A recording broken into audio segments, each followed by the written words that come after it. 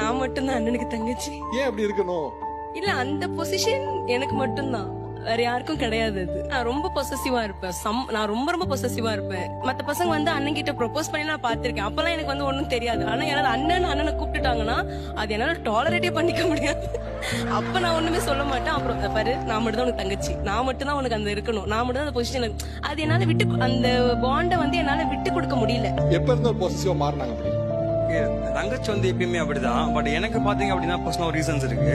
அப்ப நான் 12th standard படிச்சிட்டு இருக்கேன். அது வரைக்கும் என் தங்கச்சிக்கு எனக்கு சரியான பாண்டே கிடையாது. 12th வந்து ஒரு பெரிய டிராமா இருக்கு ஸ்கூல்ல.